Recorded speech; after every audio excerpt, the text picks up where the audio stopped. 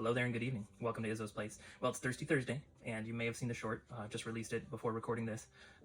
So today we did a neck pour, and then now we're doing the long review of the benchmark. So it's the McAfee Brothers benchmark, and this is the single barrel in that line. Now, as you may or may not know, this is distilled and bottled by Buffalo Trace. So this is like one of their lower shelf expressions, and something that I meant to do before I hit record, but of course, I never remember to do this ahead of time. Really meant to this time though, but I wanted to see if it's the same mash bill as the regular Buffalo Trace or not. Let's see. So what I'll do is I'll look up the mash bills, Buffalo Trace mash bill. Looked that up before. You'd think I'd like download or print out a copy for myself, but I'm never gonna remember. Not mash up. That would be fun though. Mash bill chart, and they have pictures of them on the wall at the distillery. I'm gonna have to finally remember one of these days to look it up. Here's a nice little, does it have the benchmark? It does have the benchmark, so it's mash bill number 1. And so the regular Buffalo Trace that you can get that I've reviewed on this channel before, the regular Buffalo Trace is on that mash bill number 1. Some other things of note that are on that mash bill are, let me zoom in a little. So mash bill number 1 includes things like the Eagle Rare.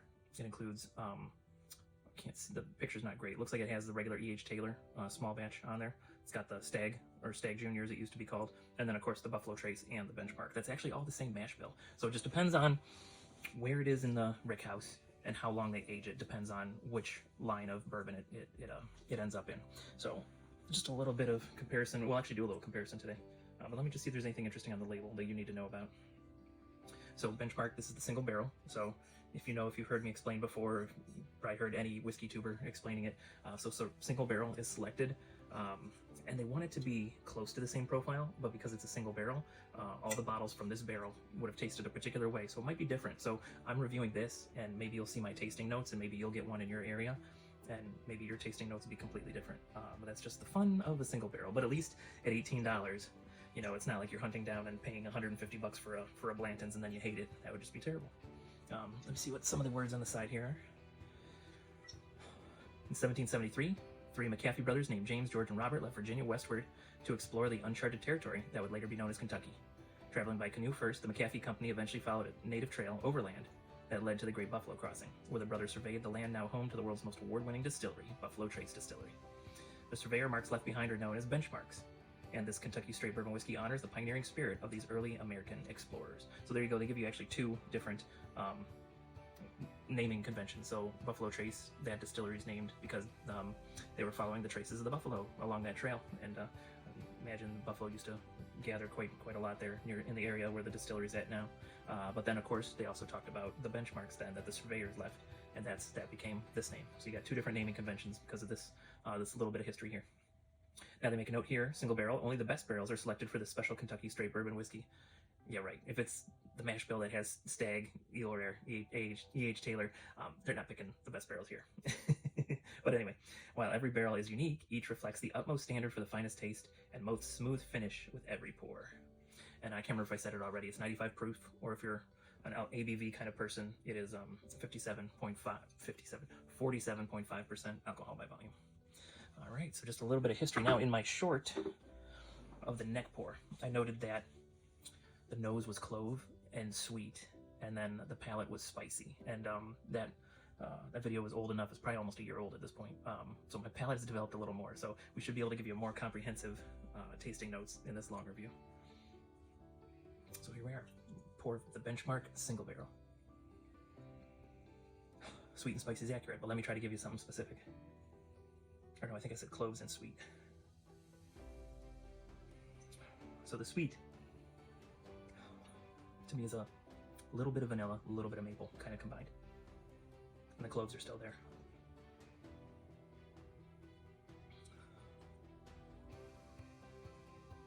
Now, something very interesting happened to me on a flight. I always get Buffalo Trace on a flight. Frontier has Buffalo Trace, so I always get one.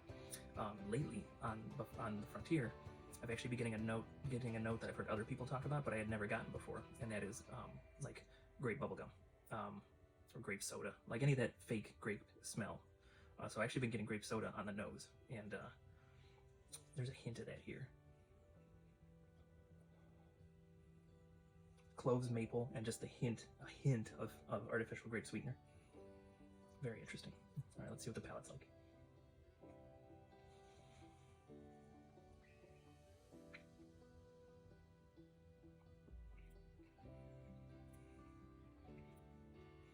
So the maple disappears, turns more into caramel. There's some caramel, there's some black pepper. There's a hint of the grape in there. And again, it's not like a grape that you would eat. It's Hubba Bubba grape bubblegum. So it's a fake grape on there. I should have brought a marker. Let me see if I got any marks left on any of these. You know, if I don't wash the glass quite well enough, I might end up with a mark. There might be a mark on the bottom of that one. Let me check, because if so, then I'm going to try to confuse myself.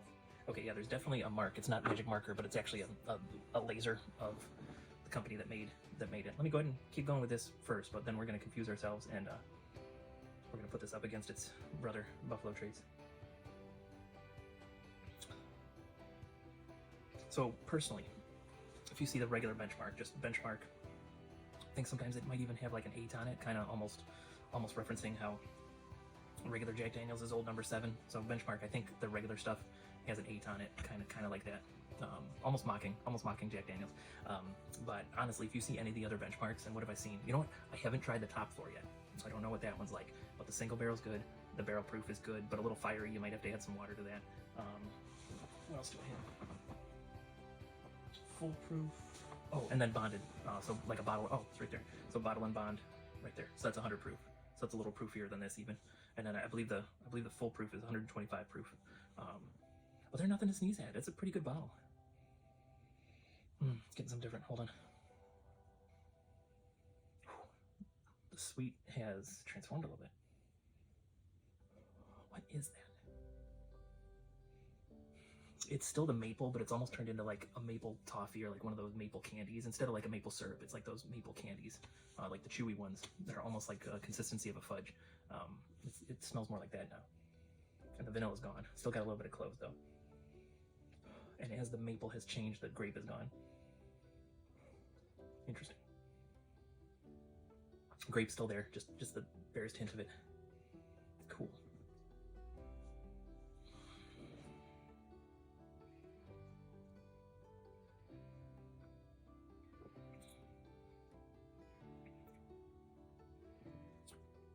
It's got a pretty good hug at the end. Yeah. So like the maple candy turns into a caramel candy. Caramel if you want. It's just a hint of black pepper, mostly on the back of the palate. So it's a neat little pour. Alright, so now it's time. I'm going to see about confusing myself. And you know what? Alright, so I just gotta gotta think of other things. I gotta plan out my day tomorrow, and in case you're wondering, just like rotating these in my hand, but I'm thinking about my day tomorrow, what I gotta do. I gotta edit a couple videos tonight. I gotta post them. I'm gonna do that in the hot tub because, you know, there's a hot tub down here on this job site, and I try to hit it every night because I love that thing. Alright, and yeah, I definitely don't know which is which, as long as I don't look directly at the bottom of the glass. You know what? I think I know which one because of the levels. Oh no, okay, good. Oh, excellent. They're the levels are pretty close to even. Alright, so let's see which one I think is which. I take that back. I don't care which one is which. I'm gonna see which one I like better. Now the funny part, the price difference between the two is not much if you can get it at retail. So the benchmark I got for 18 bucks. If you can get Buffalo Trace for retail, it's only 27.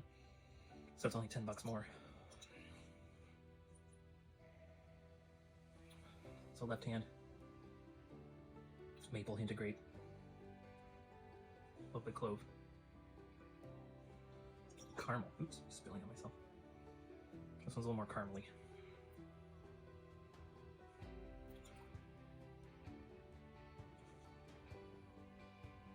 That's wild. Man, they're very similar. Who's texting me? You're a legend. I am a legend. Thanks for noticing. So similar.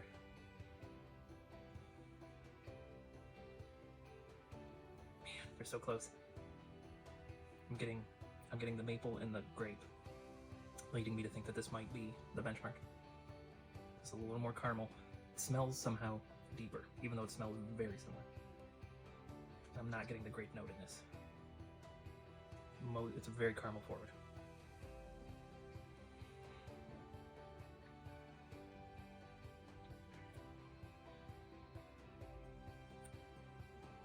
black pepper. It's probably the benchmark.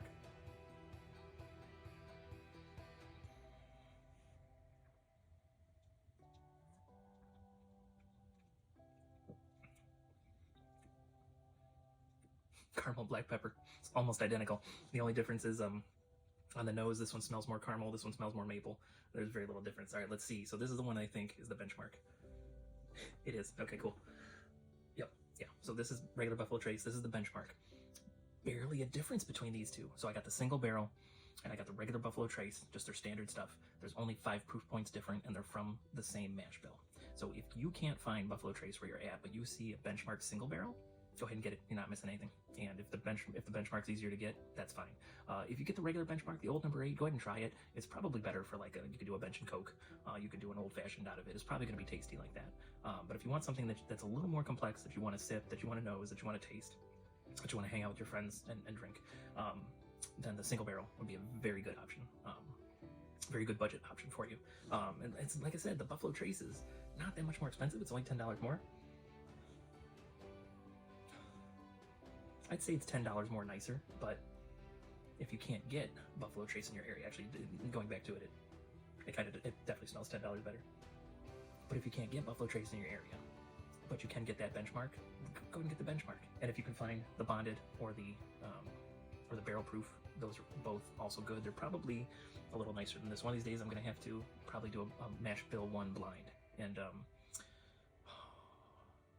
so what's in the mash bill? Let's look at that one more time. So mash bill 1, if I want to do that, I own almost all of them. I can't tell what this one is in here. I'll have to get a better picture. But I actually own all of these except possibly whatever that yellow one is. I'll have to look it up and find out what it is. But yeah, I'll have to do a mash bill 1 blind and see once and for all. You know what, never mind. I know the Stag's going to win that one. But it'd be interesting to see the order and to see how high the benchmark or the regular Buffalo Trace fits in that order. But that's all I got for you tonight. I'm gonna go edit this together. I also have a blind flight that I did with 4 of my friends, John and Jane Doe and Oak, and I'll be posting that soon too. That's all I got for you. So if you ever want to do a blind flight with Izzo, and if you're over 21, it'll be alcohol. If you're under 21, we'll do soda pop or something. But go ahead and hit me up, heyizzo@yahoo.com. And then later tonight, if you when I post the blind flight that I did, we do that in a very similar format, and we do it private first, and then you would review the video and make sure that you liked it. And if you can have your face, you can have your real name if you want, or you can put up an avatar and you can put up a fake name, and you can do any of that. But if that's something that interests you, go ahead and email me, heyizzo@yahoo.com, and we can set up some sort of blind flight. What else? If you're hunting for a bottle that you've seen on the channel, you can't find it, go ahead and shoot me an email, heyizzo@yahoo.com, and I'm not going to make any money off of you. If I can find a bottle that you're after, you'll pay the price, the tax, and whatever it costs me in shipping, not a penny more, and we'll get it out to you.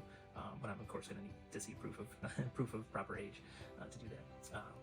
And that's all for tonight. So thank you so much. If you're working, work safely. If you're drinking whiskey, please drink responsibly. But do everything with a little bit of whimsy, and you're going to have a good time. Thanks for hanging it out, and I'll see you next time you're at Izzo's place.